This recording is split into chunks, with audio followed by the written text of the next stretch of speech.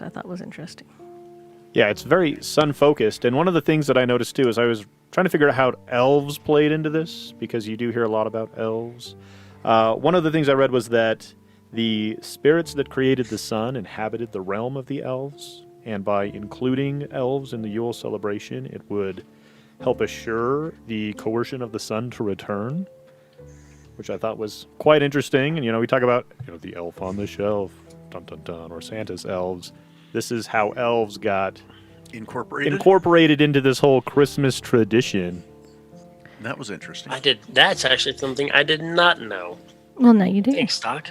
No problem. So what's the guy's Herbie? Is that the elf on Hermie? Herbie the elf that wants to be a dentist. Is it Herbie or Hermie? Oh my gosh, pretty sure it's I forgot Hermie. about that movie. Or Buddy the elf. What's your favorite color? But Buddy the elf didn't Blue. want to be a dentist, though. But yeah, so that's where elves got thrown into this whole Christmas tradition, because they believed that the elves could help coerce the sun god to return.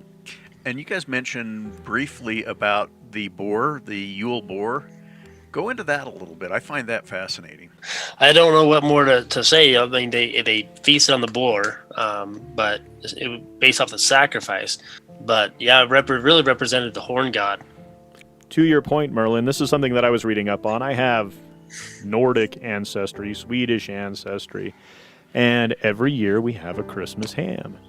And I thought that was interesting. I started reading into this, that the boar was sacrificed to the goddess Freya, and then they would eat the boar. And this is how a Christmas ham became incorporated into, one of the foods that we eat around Christmas time. And that's something I just learned this year, and I've been eating Christmas ham for decades. So jettison that Christmas turkey and get with your ham. Yeah, screw turkey. Yeah, pretty much. Yeah. That's for Thanksgiving, guys. That is a turkey Thanksgiving. And what ham about, is where it's at. What about prime rib? Prime rib's baller. I'm going to say let's go with that. Actually, what it has nothing to do with Yule. It actually kind of does. You're good. For kind of the same reason, the sacrifice. There's a song that I was actually listening to called Gloucestershire Wassail. It's a Christmas song. I'm weird and I like Victorian-era Christmas songs. And Gloucestershire Wassail has nothing to do with Christmas, really. It's all about, good tidings and whatnot, and wassailing, which is not really a Christian thing. But they talk about the beef as well, being, making sure that there's beef for the master and beef for themselves. It was a sacrificial offering.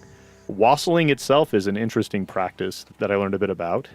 We like drinking wassail at Christmas time. I don't know. Your grandmother was kind of the wassail queen. Wassail queen. And wassailing is a tradition. It goes back. This is where caroling also kind of comes from, is this idea of wassailing. But wassailing in kind of Celtic tradition is they would take mulled cider, right? And they would go and basically bless the trees that they would have a fruitful year. And so they would go and sing songs and go into these groves and bless the trees for a fruitful year, because this was the start of a new year.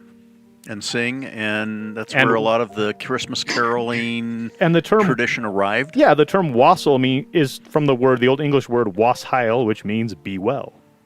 And so the drink of good health. There you go. It's also a Yule drink. Yeah, absolutely. Well, because it's all the same. by origin, right? It's a Yule drink. Pretty much, yeah.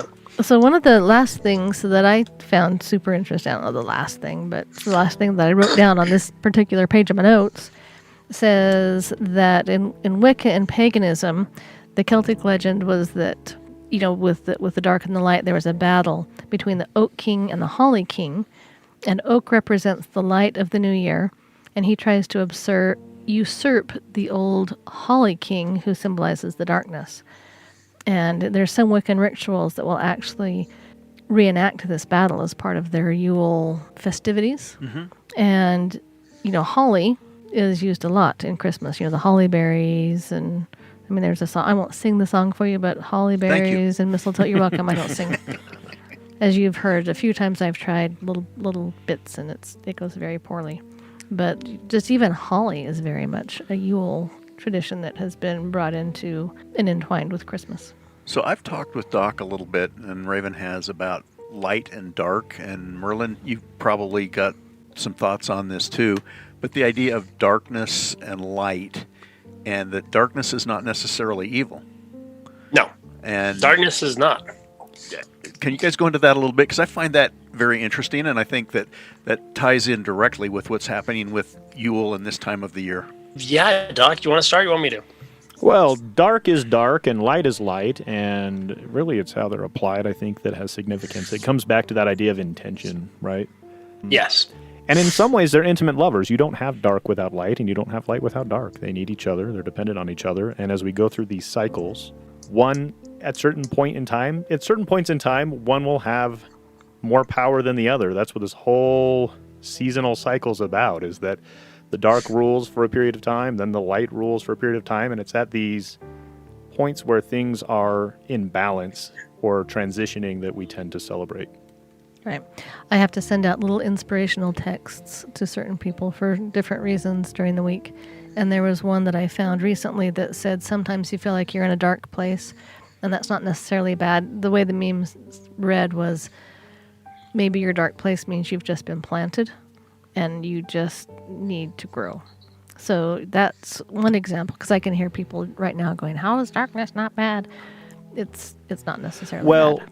One of the things that we were talking about as well is people generally, not people, but from an archetypal symbol standpoint, masculine energies are generally attributed to spiritual things and feminine energies are attributed to physical things. This is why we use terms like Heavenly Father or Mother Earth.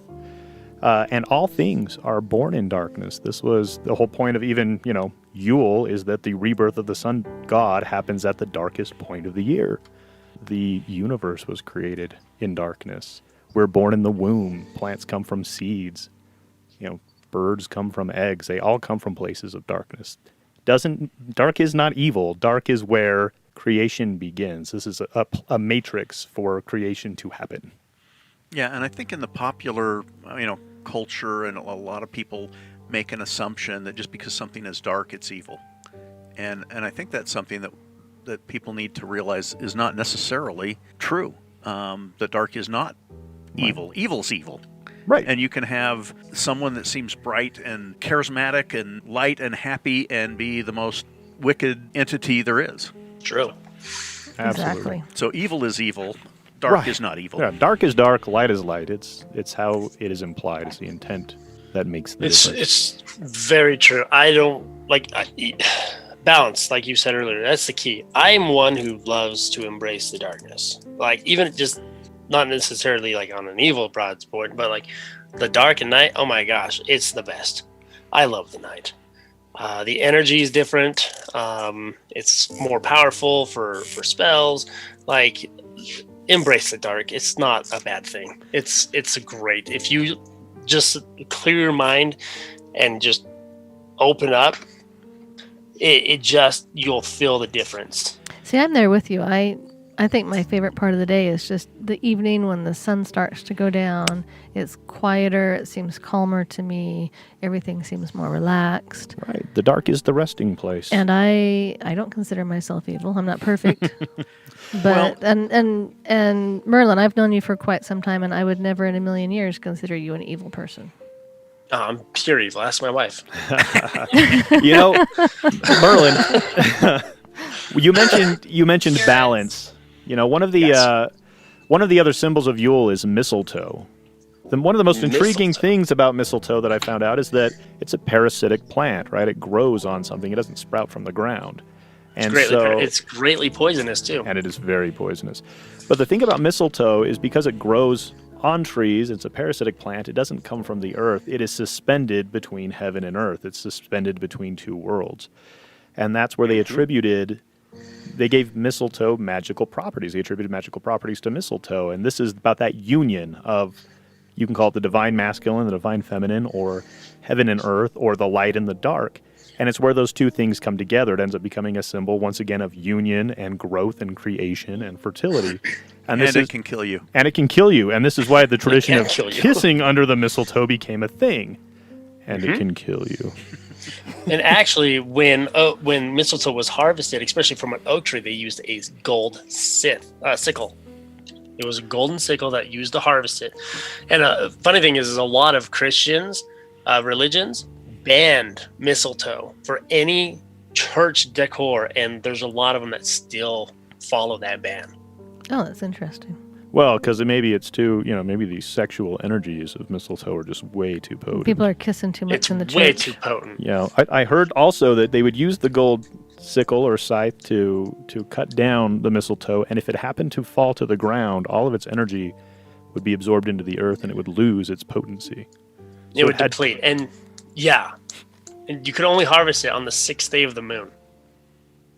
I did not know that. So 6th day of the moon, is that the 6th day after a full moon, 6 days before? How does that work? So the new moon is the beginning. So Okay. 6 days after your new moon is when you harvest your mistletoe. And for all you hunters out there, if you carry a branch of mistletoe while hunting, it will bring good fortune, good luck, and attract animals to you for a better harvest. Ooh, that's good to know. I don't hunt, but Well, I have do. I have hunting friends. I'm trying to get Doc to hunt, but he just won't do it. It's like he's busy. Dude, I went out on a deer hunt this year. But did you go with Merlin? I did not go with Merlin. Okay, see, it doesn't count then. I went with my Offended. wife. She was the one with the tag. Did she Okay. get one? No, unfortunately. See, it's because you didn't go with You Merlin didn't- and have and you didn't have mistletoe. mistletoe. Should have You had didn't some have damn mistletoe. mistletoe in my pocket. Probably would have helped. There you go. See, and Couldn't then you have went hurt. with your wife. You could have smooched under it. That's right. Yeah, but I would have had an excuse to kiss. There you go. No, I found There you Yule go. very interesting. Yeah, I thought it was There's a really lot of interesting stuff topic. I did not know about it. And I looked at it, it's like, well, this is Christmas. And it's like, no, Christmas is Yule. I think Christmas is Yule. is a better description of that. Right. Absolutely. It was this whole idea of, hey, we have this, ancient festival where we celebrate the birth of the sun god, and Christians were like, yeah, the son of We'll celebrate the God. Son of God. That's right. So- Same thing, right? Light of the world, let's go with it. So Merlin can correct me if I'm wrong, because you know that everything you find online is absolutely correct. Google's fact. Yeah. So yeah, Google. According to online, in Norway, King Hakon, I don't know if I'm saying that right, Hakon, who ruled from 934 to 961, is the guy who's kind of credited with rescheduling Yule to have it coincide with the Christian Christmas. Some of the things that he came up were sacrifices being made at the temple, bringing food and ale for a feast, and I kind of get the impression that sacrificing animals may have come a little earlier, but he brought that in. Vessels that would hold blood and animals and twigs, and they would use it to spread over the walls, which sounds like something biblical to me. Altars of the temple that they had, and even the men present, and they had toasts that were meant to be drunk. I actually do not know, so I would have to look into that. Yeah, so that's one of the little tidbits I unearthed. Like I said, whether or not it's a thing is debatable, but it sounds cool. Well, I am very grateful for Yule because I really like Christmas. I do too. It is Mallory's most favorite time of the year. Sweet. Strong work, you. Halloween's probably my most favorite time of the year. In Yeah, fact, Samhain's mine, and that's her second. Christmas/Yule is a very, very, very, very, very close second. Along the whole kind of celebration, we've got a close friend who's Jewish, and her favorite holiday is actually Christmas. And they're not celebrating necessarily the birth of the Son of God and Jesus as a Redeemer, but they love the festival, and they Yep. relish in the... They like the feasts and the gift giving and the feeling of, peace on earth, goodwill towards men, And I thought that was kind of interesting as I watched some YouTube videos where they talked about some of the Wiccan and witches and the celebrations that they do. And they were saying, go out and celebrate with the community and even the Christian community. Go out and do those things. Enjoy the Christmas festivals and the lights and the things, because it's a big part from what they were describing of their culture, of the Wiccan community, to be very community minded and be very involved. It's funny you brought up Judaism. Hanukkah started on December 10th. I am not Jewish, but my kids like to play dreidel, and we make latkes and talk about the menorah. Is it made out of clay? These ones are made out of wood, but Ale. they spin better that way.